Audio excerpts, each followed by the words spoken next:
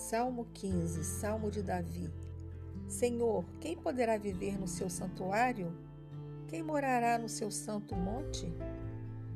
Aqui a gente tem uma reflexão sobre quem estará na presença do Senhor. E no verso 2 diz assim: aquele que é honesto e sincero em tudo quanto faz, que pratica a justiça e que de coração fala a verdade. Mas como ser honesto e sincero em tudo quanto faz? Como praticar a justiça e falar a verdade de coração? Para nós conseguirmos ser purificados pelo Senhor, precisamos estar perto, precisamos estar próximos do Senhor para que Ele faça essa limpeza em nós.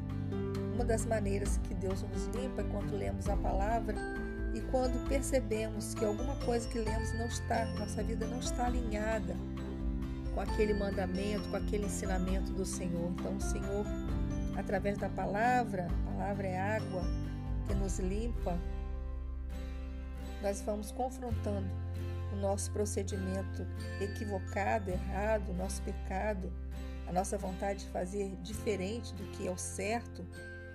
E aí então a gente consegue ser sincero e honesto em tudo quanto faz e praticar a justiça e falar a verdade de coração, porque a palavra vai nos limpando. Nós podemos pedir a ajuda do Espírito Santo também, podemos orar a Deus uma oração que agrada muitíssimo ao Pai, que Ele nos ajude a nos limparmos das nossas más atitudes, dos nossos maus pensamentos, da língua mentirosa, que a língua mentirosa não faça parte da nossa vida, que a palavra dele nos guie, que lave o nosso pecado. E dia após dia, essa palavra vai nos lavando, nos limpando, vai fazendo com que nós possamos falar de coração a verdade. É só assim que nós podemos chegar a esse nível de santificação, de purificação que é feita a cada dia. A palavra de Deus diz que nós vamos crescendo de glória em glória. Então, toda vez que nós estudamos a palavra, que nós lemos a palavra, que nós proclamamos a palavra, que nós meditamos na palavra, nós aprendemos mais e o nosso coração vai sendo purificado, vai sendo lavado. E dessa forma nós podemos sim falar a verdade de coração. Nós vamos pecar, claro, nós vamos pecar, mas o Filho de Deus não tem prazer no pecado, ele não vive pecando, como diz a palavra. O Filho de Deus não tem prazer no pecado. E quando ele tem a infelicidade de pecar, ele se humilha diante de Deus, ele se entristece, ele pede perdão ao Senhor, ele realmente se arrepende.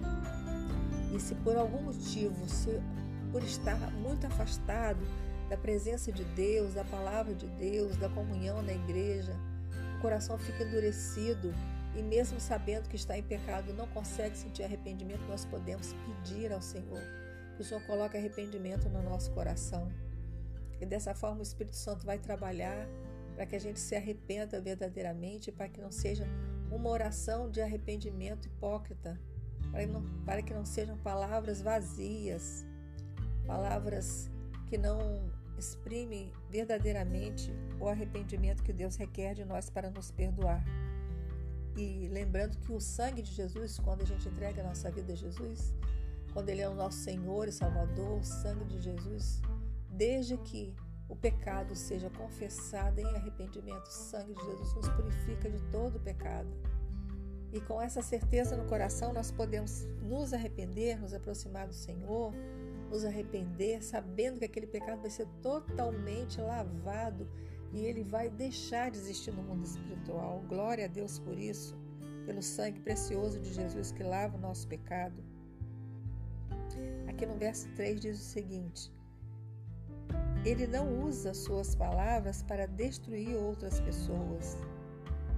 Esse é aquele que pode habitar, morar no santo monte do Senhor, habitar e viver no seu santuário. Ele não usa suas palavras para destruir outras pessoas. Muitas vezes o que nós sabemos sobre outra pessoa é verdade, não é mentira.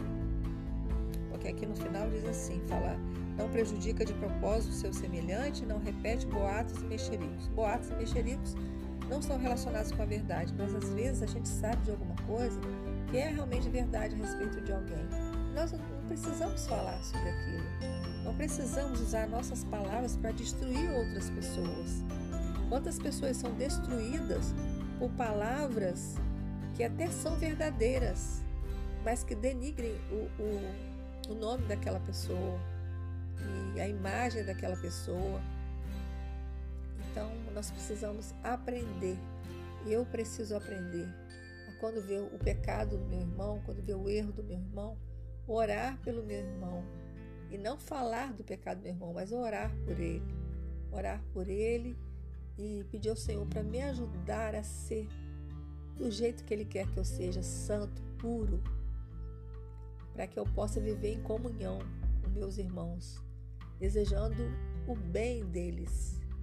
E naqueles momentos em que a gente é ferido, que a gente é magoado, que nós possamos colocar tudo nas mãos do Senhor, descansar no Senhor e liberar perdão, lembrando que o perdão é uma atitude, o perdão não é uma emoção, é uma atitude. Nós devemos liberar perdão porque é um mandamento. Em Mateus 18, a partir do versículo 21, Pedro pergunta a Jesus: Senhor, quantas vezes devo perdoar o meu irmão? 7 vezes? E Jesus responde: não apenas 7, mas 70 vezes 7. Certamente o Senhor de Jesus estava dizendo que não tem limites para o perdão. O Senhor não queria que ele fizesse essa conta e ficasse vigiando para perdoar aquele número, né?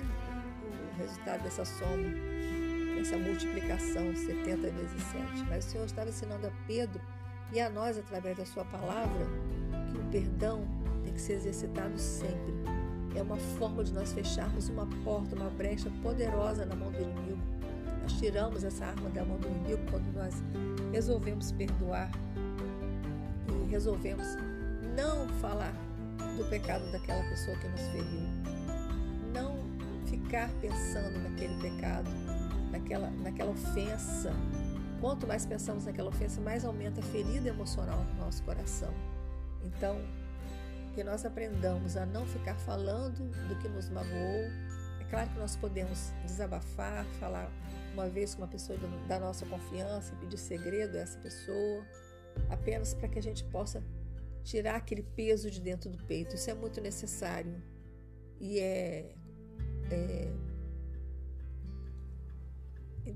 podemos entender que alguém precisa fazer isso, né? Precisa desabafar, porque senão o peso parece que fica maior. Mas ficar falando sempre só vai aumentar a nossa ferida emocional.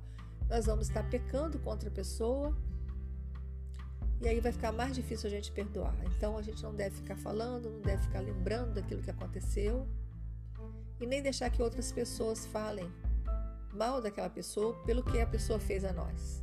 Mas nós devemos buscar o Senhor e entregar a Ele, por mais difícil que seja.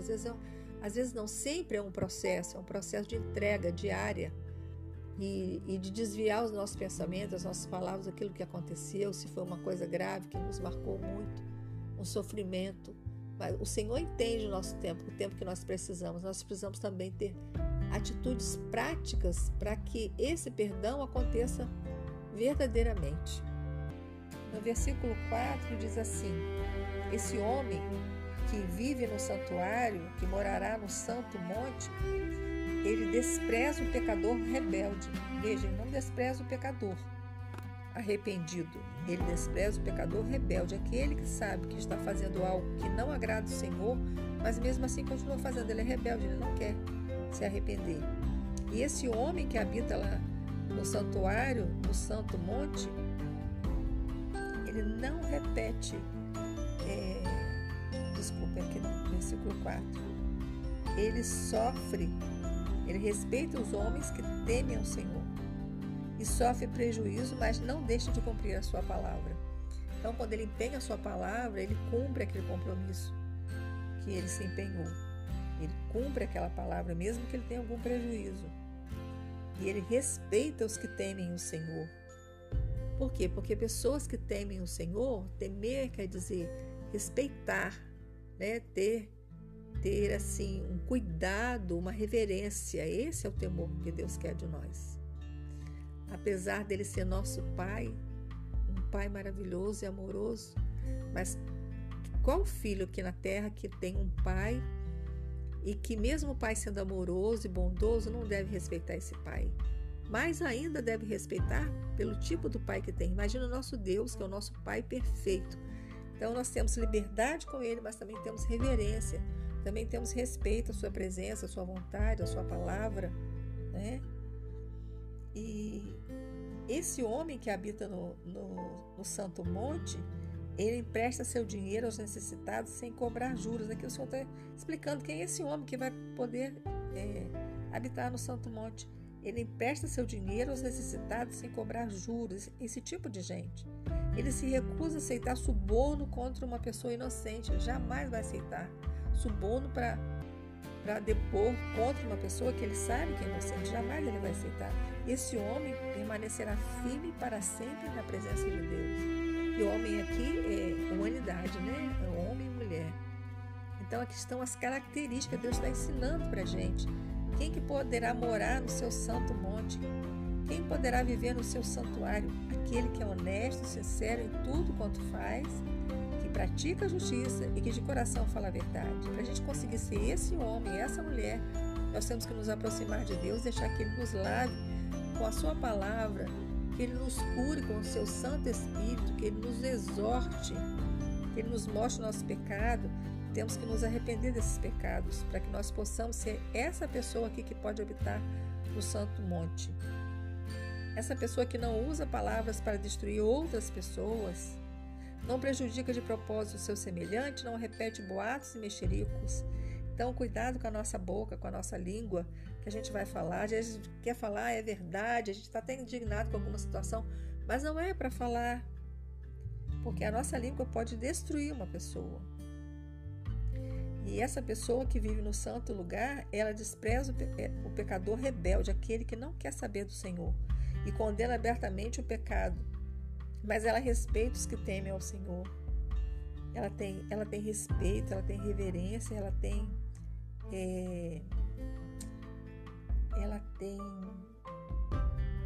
apreciação por essas pessoas que temem o Senhor, porque é o sentimento que ela tem também. E essa pessoa sofre prejuízo, mas não deixa de cumprir a palavra. Quando ela dá a palavra dela, ela cumpre a palavra dela. Empresta o dinheiro dela aos necessitados sem cobrar juros. Ela não explora o seu próximo. Se recusa a aceitar suborno contra uma pessoa inocente. Então ela é fiel, verdadeira. Ela não compactua com a mentira. Um homem assim, uma mulher assim, permanecerá firme para sempre na presença de Deus. Então aqui nesse Salmo 15 nós estamos aprendendo que tipo de pessoa nós devemos ser para que a gente possa habitar com o Senhor, para que a gente possa morar no seu santo monte. E hoje nós podemos habitar com o Senhor no nosso quarto, podemos ouvir Jesus, podemos meditar na palavra. Não precisamos de um sacerdote, de um sumo sacerdote para fazer a ponte entre nós e Deus. Nós já temos o nosso sumo sacerdote maravilhoso, perfeito, que é Jesus Cristo. O sangue de Jesus nos purifica de todo pecado. Então nós temos livre acesso ao trono da graça de Deus, da misericórdia, mas com corações compassivos, temendo ao Senhor, respeitando, reverenciando a presença dEle, nosso Pai querido, que nos dá toda a liberdade, nos dá todo o amor, mas a quem devemos respeitar também. Essas pessoas são as pessoas que vão morar no Santo Monte, como diz aqui no Salmo 15, são as pessoas que vão poder habitar, como diz no Salmo 91, o esconderijo do Altíssimo, porque elas buscam no Senhor esse aperfeiçoamento. É o Senhor que dá. Nós, por nós mesmos, não conseguimos fazer isso. Não conseguimos nos limpar sozinhos, não conseguimos fazendo boas obras por nossa própria força. Nós vamos ser religiosos, mas não vamos ter a presença de Deus, não vamos ter o amor de Deus, não vamos ser guiados pelo Espírito Santo. A palavra pura, ela mata, mas o Espírito Santo vivifica.